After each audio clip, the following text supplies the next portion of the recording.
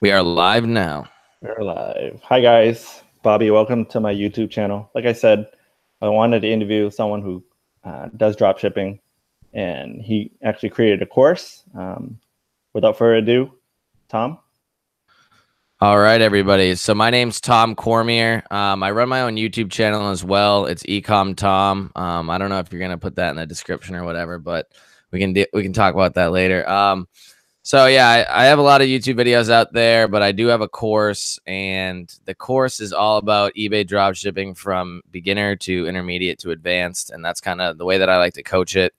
So, I mean, a little bit about myself. I have been dropshipping, I guess, for a year now, because I just found out the other day when I was away for a weekend and my year-long Zik Analytics subscription ran out, I guess, and my virtual assistants had no idea what was going on.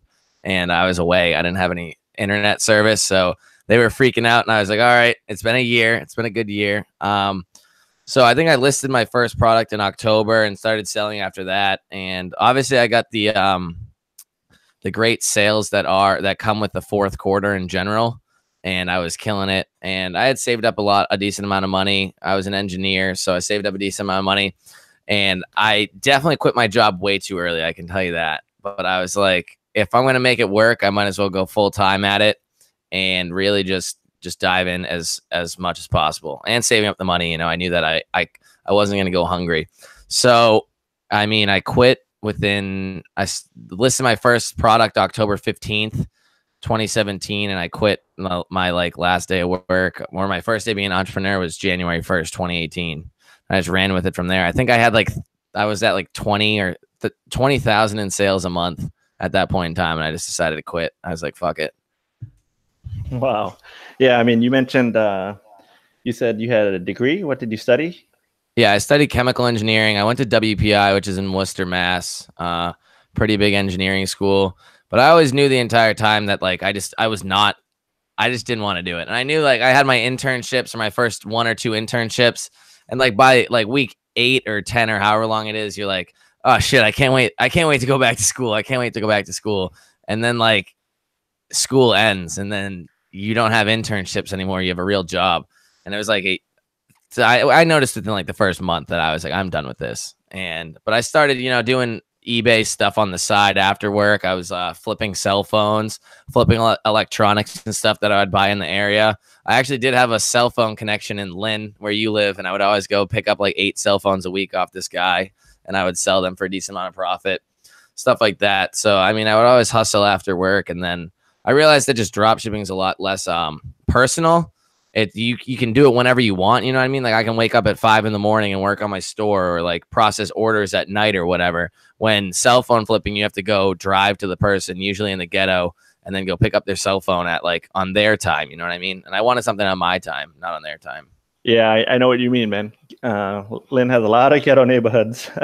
It was pretty sketchy, but we would always park at the one Richdale's or wherever. I forget what road it was on, off of Washington Street or something. Always park at this Richdale's. I'd be sitting there like, oh my god. Yeah, I know what you mean. Yeah, I know. I have a cousin who does chemical engineering. All he does is like write manuscripts on how to be compliant and whatnot. So yeah, I know how that. He tells me stories. Yeah, I mean, it's not fun. I was in the lab just doing like working with dangerous chemicals and stuff, and I was like, I feel like I'm gonna die one of these days accidentally. I just didn't like the whole grind of it, and I was like, I like the grind of what I do. I'll work 20 hours a day on something that I like. I'm not gonna work. Yeah, you'd always see me just half-assing it, like leaving the office early, coming in late, and like, my heart wasn't in that at all. So I quit. Yeah, I mean, I busted my ass doing Uber and trying to do so many things, and I'm just like, I discovered eBay dropshipping just from YouTube and like a lot of YouTube videos actually, and then I was just like, oh, I could do it on my own time. Like I could do it when I get back home from work and in the morning or my days off. So much more flexible than like Uber or so. Yeah, I mean, that's basically what I love about it. And I mean, you can get to the point where your VAs are running your own ship for you, basically. So, I mean, I haven't touched customer service in probably 2 weeks. And when I do touch customer service, like my VA will say, hey, like we have like these two problem customers. We call them problem customers and stuff like that. And it's like, that's all it is. I just like deal with those two customers, or I tell her what to say and that's it. And then she goes and does it. Like, I don't touch any of that stuff. Wow, and awesome. I don't source items. I don't do anything. Like, I just run the business. I learn, I make the next moves. I'm always like, all right, this is what we're doing to grow. This is what we're doing to grow, stuff like that. But I'm never in the business. I'm always working on the business, as they like to say. Yeah, that's awesome. I have 2.5 VAs, 2 full-time and 1 part-time. Yeah. All they do is list and process some orders, but I need to get them onto customer service. Oh yeah, customer service is the worst. That was like the second thing I got rid of. All right. Another common question is, I hear eBay shopping or drop shipping is dead. What do you think on that? About that? I hate people that say that. It's just so annoying. I get asked the same like 4 questions every day, like relentlessly by people, and it's always like, "Is it dead?" The next one is, "Can I use Amazon Prime for drop shipping?" I mean, it's just the same questions that are used over and over. If I make a second eBay account, well, eBay do I need to make a stealth PayPal account or something? It's just all these like questions that are just like asked and reiterated all the time. But no, it's not dead. They're making it hard. What happened, in my opinion, is that it got very popular over, like, I heard about eBay dropshipping before I was like even in college, but I never took action on it. So it's been around for a while, and I've done interviews with Mark and stuff from DSG, and he's been doing it for I think 6 years. So I mean, it's been around for a while. It got really popular though. There's like, Mark's Facebook group has 45,000 people in it. Like, there's so many people that are like, David Vu's Udemy course has like thousands and thousands and thousands of people in it and stuff like that. There's thousands of people out there doing this. And it got to the point where I feel that eBay was like, well, we need to make this a harder barrier to entry, because the only reason why there's so many people doing it on eBay is because it's hard to do on Amazon. Amazon will kick you off. If you fuck up, you're done. So, I mean, eBay is like a slap on the wrist. There's one time where there was 2 days where I didn't even realize my account wasn't even making orders. Like, my auto ordering software went down. I had no idea. 2 whole days. And it went through, and like, I got a slap on the wrist for that. And like, so eBay's definitely putting all these updates in there to make it harder for like the average person, or like, not the average person, just like the person that wants to do this as a hobby or whatever. And, you know, dropshipping does, if you do dropshipping wrong, you are going to screw people over, because the customer's not going to get their items. Or I've seen some people in my group that have like their tracking uploaded on time percentage was like 24% and stuff like that. I'm like, you're just blatantly not doing what eBay tells you to do. And like, you're just not following any of the rules. You have no idea what you're doing. And you have no right, quite frankly, to run your own business at that point if you don't follow the rules. That's what eBay is making it harder to do. And I mean, I'm all for it, because I'm making more money while I'm doing it. So right, yeah, I see on Facebook groups all the time they're complaining. I'm like, you got to do the work. Like, every day, you got to plug in. You got to. Well, the thing is that these gurus out there will start making it sound like all you have to do is just list like 50 items and you're a fucking millionaire. And then it's like, it doesn't work that way. It actually takes work. It takes effort. It takes organization. It takes computer skills, which computer skills I thought were just things that happened over time. Just some people just don't have those. And just there's so much to it. It's not just, it's not for the lighthearted, like, hobbyist. Right. All right. So just let's recap on like the infamous April 20th, what everyone's talking about in 2018. How were your sales, and how did you boost your sales? Did your sales drop at all? Yeah, so I'll go over that. So yeah, my sales dropped exactly like everybody else's did. It was April 19th is when I saw the big drop, and then from there on, it was pretty low for a while. And immediately I was like, holy shit, what do I do? Because I only had one account at that point in time. And I was like, well, I was at like 84,000 in sales on that one account. I was like on my way up to 100. I was like, this is going to be good. This is going to be good. Finally hit 100 on one account. And then that happened. So I dropped down, it was pretty low after that for a while. But I was like, what? I need to take action. I need to take action somehow. I'm not just going to sit here and complain in Facebook groups like everybody else does. So I just started a second account. And I was like, if I have one account doing about 50% of what it used to do, then if I have 2 accounts doing 50% of what it used to do, then I'll have 2 accounts doing shitty, which equals 1 decent account, is basically what I thought. So I started the second account, and what me and my coworker found out, because my business partner, he found out, he did the same thing. And you just found out that when you create a new account, it hasn't yet been flagged as like a drop shipper by eBay. So your new account just starts selling items like crazy. So I was delisting items off my main account, old items off my main account that hadn't sold within 30 days and putting them on my new account. My new account was 100% recycled or hand-me-down items from my main account. And it was only like 1,000 items. And it was selling like, it was hitting $1,000 days, $2,000 days in sales. And at the end of 30 days, I started on April 24th. At the end of 30 days, that account hit 60-something thousand in sales for 30 days. Wow, so, that's crazy. Yeah. So then my first account obviously was still putting around, being shitty, but that was still about like 40,000. So I'd actually broken 100 at that point in time. It was just over 2 different accounts. Sure, there's a little bit more operating expenses because you have 2 memberships and stuff like that. But I mean, it's better than having one account just flounder the entire time. And also, a lot of people start implementing promoted listings, which has seemed to help a lot. I've seen about 1/3 of my sales over every single month since then go to promoted listings. But promoted listings, I mean, don't really take that much profit away from you in the long haul. If you actually look at the numbers, it really doesn't take that much. So, I mean, that's the majority of what I did. Since then, I mean, I was at 84,000, around 80,000, 84,000 when all of that drop happened. It took me a while to get back up, like a month after that, to get up to like 100,000. And right now I'm on the road to hit 200K. I'm at like 190,000 right now in sales for the last 30 days. I just took a screenshot right before you invited me on here because I have one account that just hit 100,000 together. And then I have another account at like 62. And then I have another account at like, I think 18 or something. So it's at like 190 exactly right now.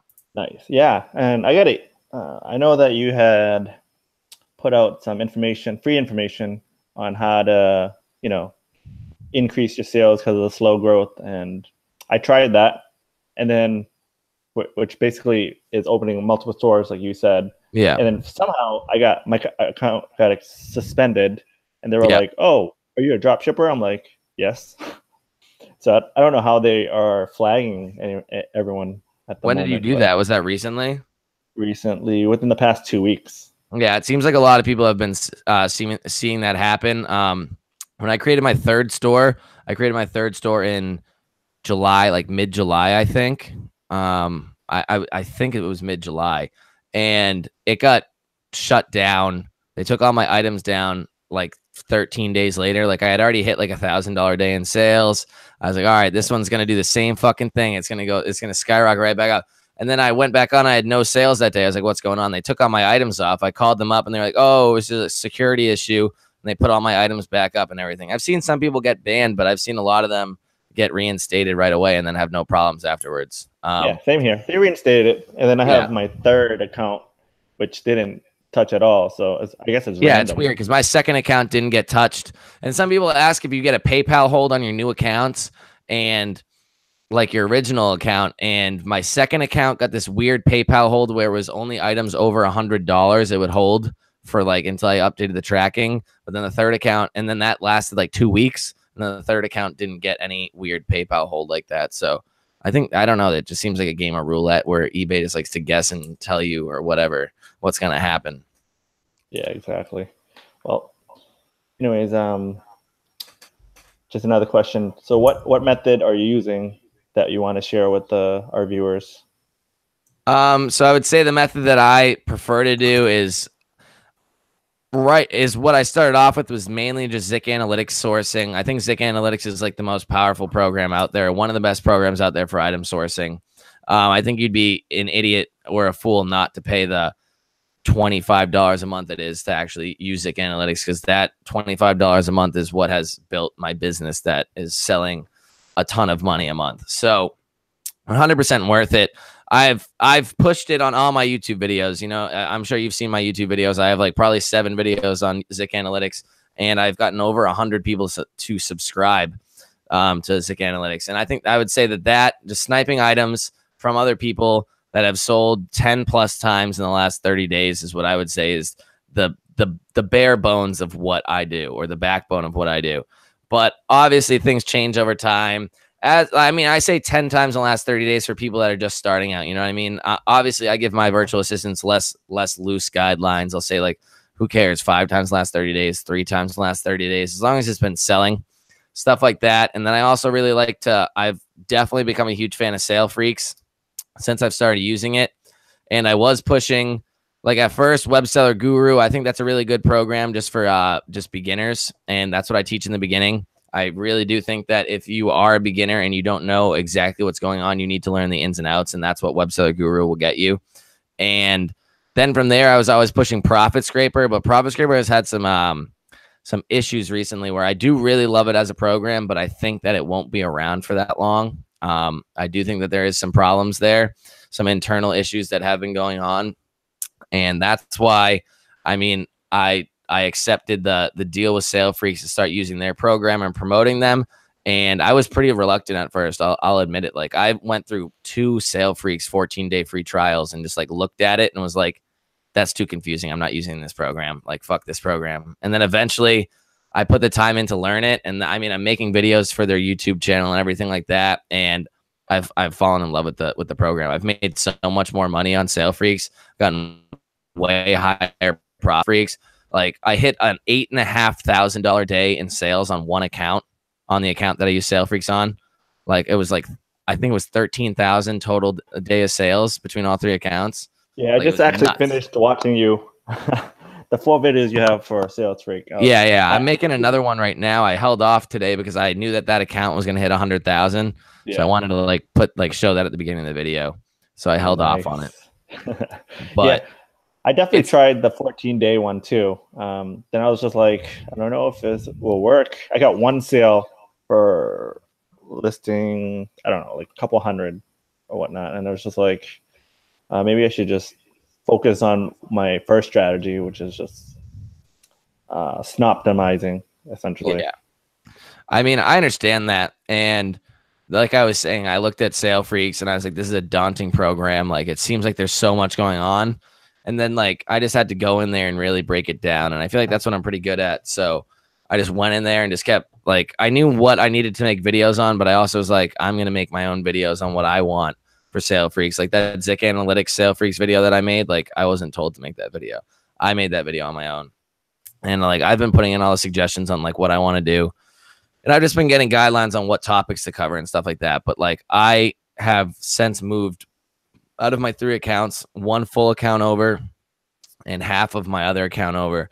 I still have 1. I want to do it slowly because I know that there's going to be growing pains where if you have like 50 items on 1 account or whatever, and you're like, fuck it, let's move it over, that's easy. But I have 1 account that has 6,800 items on it. Another one that has like 5,500 items on it. And like the one that I moved over, because I was like, all right, it's a small account, that was still 1,500 items.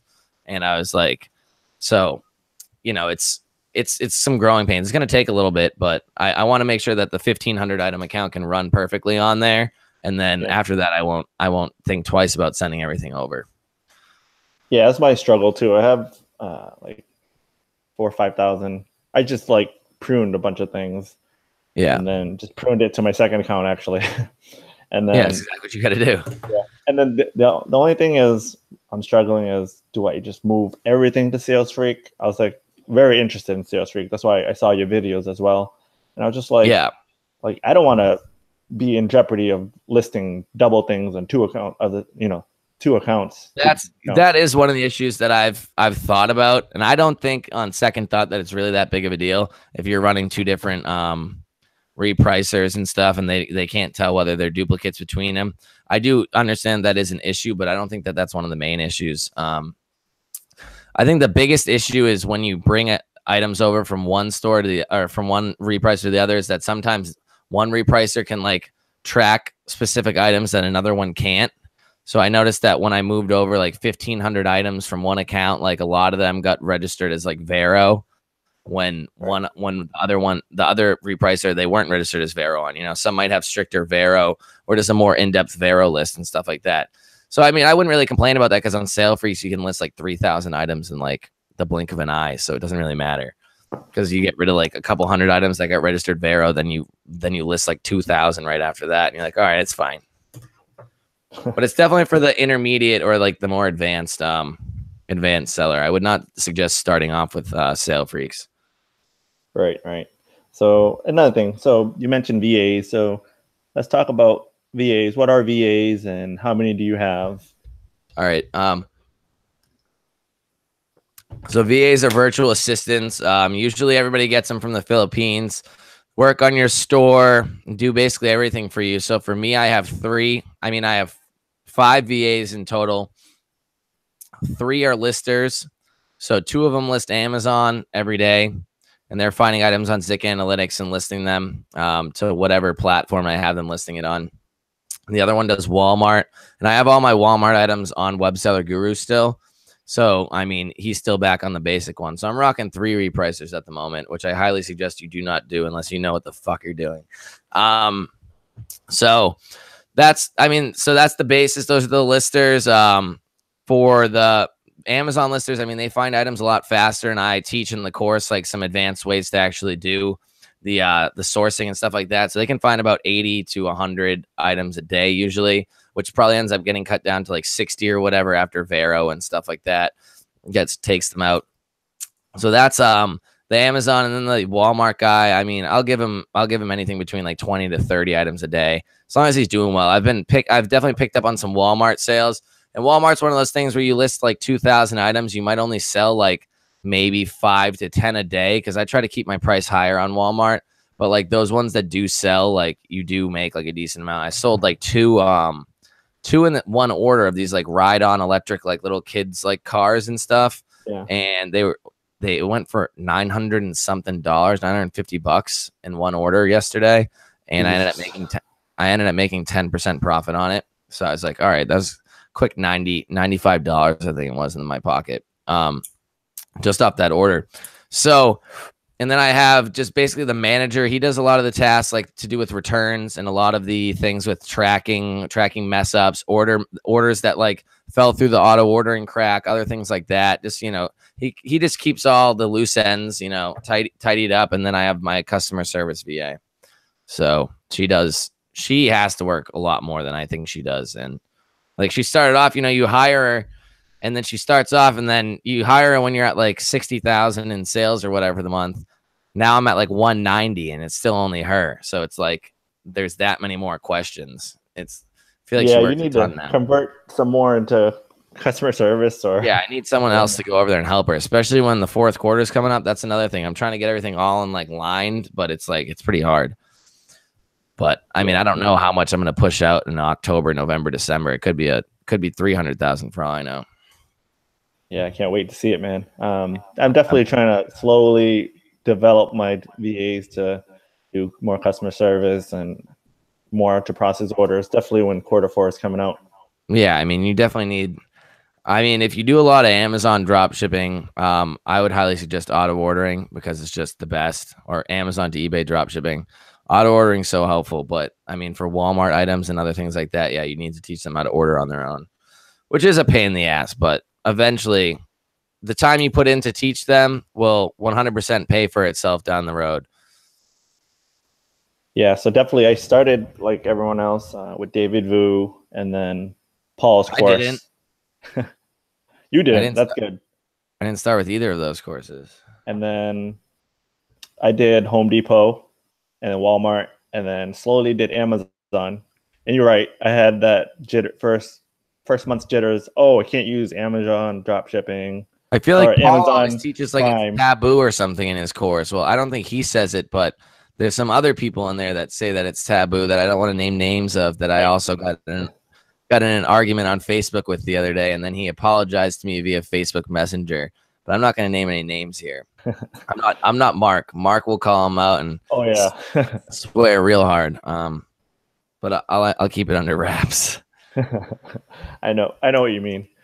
Yeah. So after taking your course, I like went all in on Amazon. Like most of my sales, probably 90% are Amazon now. I mean, you're not going to get the higher profit margins. You're going to have to accept the lower profit margin, but you are going to make up for that in volume. And if you can utilize and leverage just the credit cards and all the sorts of cash back and stuff from that, then like you're going to be, I fully expect over $7,000 in cash back on the 15th from my credit card, because I get my points on the 15th. Last month I got 6,000. I fully expect over 7. Wow, nice. All right, so let's let's get into, so you created a course. Let's Yep. go into what this course is about. Like what if someone purchased it, someone's trying to start dropshipping today, Q4, which is probably the best time to start, guys. Because Q4 is like, that's what I do want to start, pushing. It's like, this is Q4 in 18 days. That's when all the sales are going to start coming in. And if you aren't ready, this is the time. I made a YouTube video today. I haven't posted it yet. I got to edit it first. And I was like saying that the number one thing is to get ready for Q4 is, if you haven't started, start. And if you don't know where to start, cut your learning curve in half, not even half, in like 1/100th, and just buy a course. For $250, you will get 58, I think, videos with like 7 hours of content on how to run a store from beginning to end. You don't need to watch it all right away. You can watch it, learn, take some action, and go for it. You need to take action in this business, and that's what I'm all about, and that's what I like to teach. But one thing I did realize in the other course that I took, and I did buy Paul's course, and just to see what was on there, see if I could get any gold nuggets out of it. The one thing I did realize between both of those courses is that they explain a lot of what to do, but they don't explain a lot of how to do it. And that's where I like to say that I differentiate for myself, because I'll show you like how you go about doing something like that. It's like, oh, how do you do a return? You're going to go on to Amazon. You're going to do this. You're going to say it was broken or whatever, so the return label is free. Then you're going to go on to eBay, and then you're going to post it. And that type of teaching, I realized why a lot of people don't do it is because it's hard as fuck to edit those videos, because all your information is popping up the entire time. And like, I probably spent more time editing like the 13 videos that had like a lot of my information in it than I did making the videos. Like, I could sit down and be like, all right, I need to make this amount of videos, and then just sit there and go and make them all. But the editing is what takes time, and that's what really separates my course, I would say, from other courses, where it's just going to teach you beginning to end on what to do, but also how to do it, and go from there. So, I mean, I like to start you off at the beginning as if you have no idea what you're doing, because some people don't. And then, eventually around like section 7 or whatever, it gets more intermediate. And then I'd say towards the end, it gets very more advanced, where I teach you, what you need to do to get tax exempt, what you need to do to, source items extremely fast on Zik instead of just going one by one. Like, you don't need to always go one by one and stuff like that. So that's where I would say my course. I mean, I wanted to make it competitively priced. I wanted to get my name out there just as someone that's like, knows what he's talking about and stuff like that. And I knew I couldn't get it out there if I'm selling my course for $1,000 or whatever. And I've had multiple students tell me you should hike up the price of this course. There's way more value in it. And I'm like, we'll keep it where it's at right now. I mean, I like, helping people out. We've had so far, I mean, I was in a bigger course group where, there was like 600 plus people in it, and like maybe 3 or 4 successful people. And so far in my group, I think we have 73 or whatever students. And I already had a student message me today and say that his credit card was getting registered as fraudulent yesterday because he made too many sales. He made, I think he made 75 sales already. And he's like 2 months into it, and he made 75 sales yesterday. And he's like, what do I do? What do I do? I was like, don't worry, just call in. Like, it's probably just because this is unusual spending and stuff like that.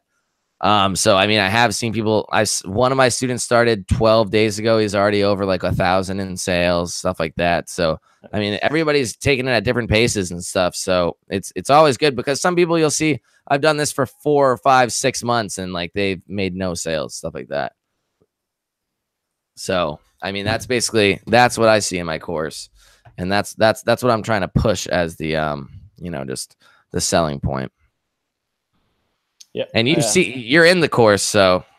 Oh yeah, I completely different. So if you think it's like another dropshipping course, it's really not. Most people will, set up your store. You do this. There's another method, like optimizing. You find things from other stores and like, oh, you list it, and then hopefully it sells. But for you, it's like you do your research. You make sure you're already listing things that are already selling. And like quantities and buttloads of it. And like, if you have a VA, like I have 2.5 VAs, and I'm in the process of training them how to do, that type of method, and it just exponentially grows. Yeah. Especially, it's like I had VAs from the beginning. I never even listed items from the start. And I was just like, this is what I'm going to do. And then that's why my stores grew so fast, because I was never working on the sourcing and stuff like that. So that's why people get discouraged and like quit, is because they see, oh, hey, like I've been sourcing for 1 hour a day after work and trying to find 5 items a day. And I can't find 5 items a day. You find 5 items a day, you find 150 items a month. I can find 150 items in a fucking like 2-hour span that are good and they're going to fucking sell. And I mean, that's the difference. That's what I teach. I'm going to teach you to find good items and everything like that. We actually have a question here from Ultimate Biz. How do you communicate with your VAs? Skype or email? I Skype chat them. I don't actually video chat them at all. I just Skype message them. And when I make them videos, or how I teach them is I make them videos via Zoom, and I'll record what I need to do or what I want them to do. And then I'll just tell them what to do. I'll send them the video every day or whatever day that I make the videos on. But I mean, it gets to the point where in the beginning it sucks. You're going to make a shit ton of videos. You're going to be like, wow, this sucks. But then you get to rest on your laurels later, where I think I've made two videos for my VAs this entire month, or the last 30 days, maybe. And it's just from like changes that have happened, you know? Another question. I don't see any questions here. Well, we answered that one. There you go, Ultimate Biz.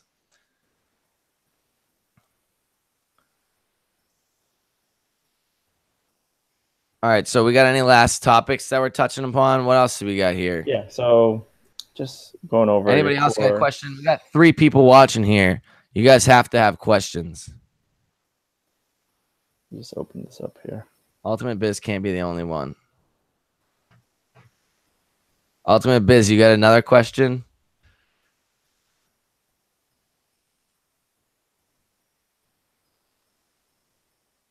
I'm getting questions on Facebook right now, but I can tell you they're not about this. Yeah.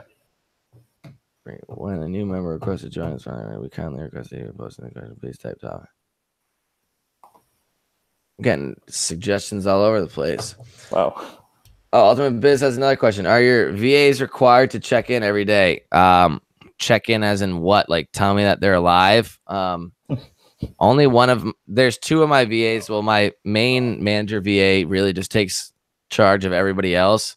But my customer service VA tells me that she's like done the messages every day. And then the manager guy tells me like, hey, Tom, started for the day. Like he just messaged me right before I started this. Just started for the day. And, you know, then he tells me if anything went wrong and stuff like that. But I never talked to the listers or the sources or anything. He just deals with it. So. Yeah, usually I have them put in a Excel form, like Google Sheets, how many hours they would do and what day and whatnot.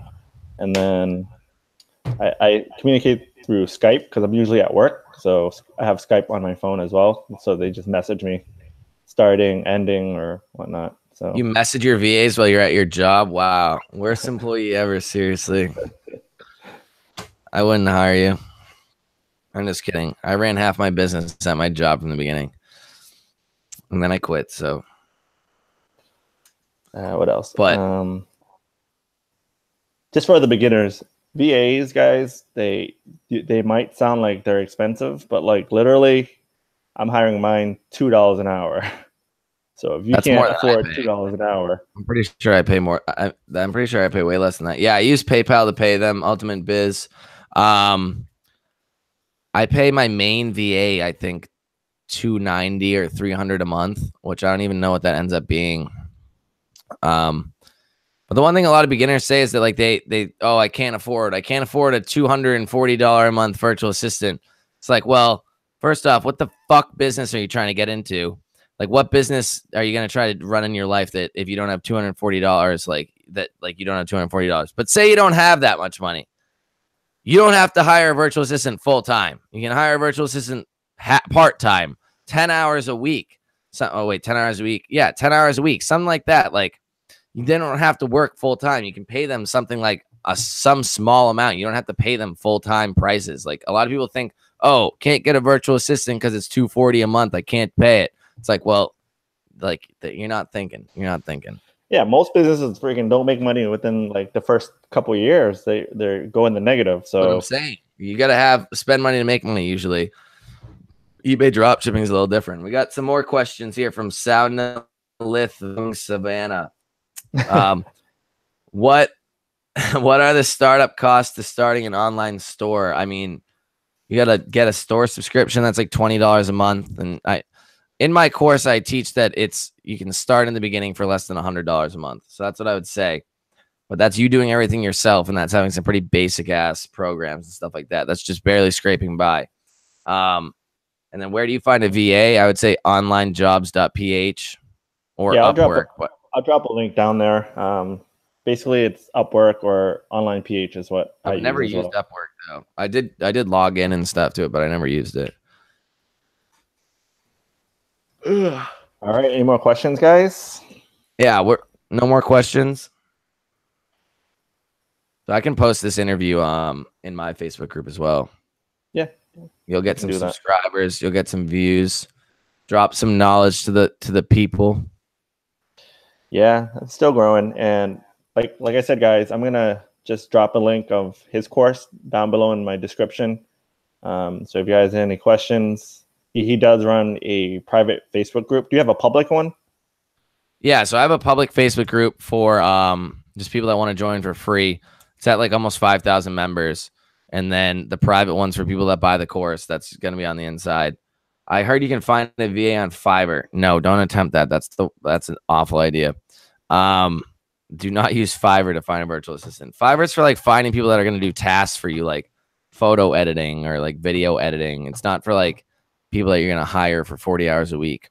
But yeah, who knows? Maybe give it a whirl. Yeah, dude, 2 of my VAs have like bachelor degrees in business and IT. Yeah, they all seem to have degrees. I don't know how legitimate those are. But yeah, so I have the free group. It's called Dropshipping University, eBay, Amazon Mastermind. That has around 5,000 or like 4,700 people in it. And then when you buy the course, we have the private group, and that's where I add people to, and that's about like 70 people strong right now. So I would say, at your very least, with no money down, you can join the free Facebook group, and it should be good. So, and besides that, I got my YouTube channel, Ecom Tom, and I mean, I try to drop 2 videos a week on that. I got completely sidetracked making videos today, and I had to go into TD Bank. It was the biggest pain in my ass ever, but you know, sometimes you can't predict the future. Yeah. So, I mean, that's all I have, guys. You guys don't have any more questions? I mean, if you like his style of videos, he does great teaching on Zeke Analytics and Web Sell Guru, I believe, and Profit Scraper, and now Sales Freak, which I really want to try. Sales Freak is where it's at. Used to work for TD Bank. Yeah, screw them. No, actually, really, I've always loved TD Bank until today. All right, so we're going to wrap up. Like I said, I'll leave his YouTube channel link down below, his course right in the description. And anything else? That is all at the moment. I would say invest in yourself. Don't be afraid to invest in yourself. I'm not just saying that because I have a course. I've always bought courses on other people. And I always think that the time that you save from buying courses is mind-blowing. Like, the fact that people won't spend $1,000 to invest in themselves, but then they'll go to school for $200,000 and fucking come out with a job that they hate and never want to work again for their life. But that was college, because everybody goes to college. Stuff like that. I mean, work hard, invest in yourself. Q4 is coming around the corner. Get all your eggs aligned and make sure that you hit it hard and you know what you're doing and what your goals are. And that's my last. Exactly. The course is like what, $200, almost $300, but it's $250 with the $50 off coupon if you can find it somewhere. There's one on the ether on one of my links that I have. Yeah, so that's $250. But what you don't realize is you probably make more from the course, because you go over like methods of how to sell and tax exemption, which tax exemption alone will like make you more than $200. Oh yeah, easily. So Nelith asked, after buying your course, do you give advice or help consult afterwards? Yeah, we have a private Facebook group, so everybody posts their questions in there, and me and my business partner answer all your questions. We also are starting this Sunday to do a free Facebook Live just for the private members. So me and Jason, my business partner, are going to go on not Facebook Live, on Zoom chat and drop a link in the group, and then have people join, where we'll probably have a topic that we want to cover, or just have people ask questions, because I mean, in my mind, we covered all the topics, but obviously there's a lot more topics to cover. So, I mean, there's consistent help afterwards. It's not that I just sell you a course and then just say, peace out, dude, and never talking to you again. Like, you're in the group and you get to post your questions and ask whatever you want.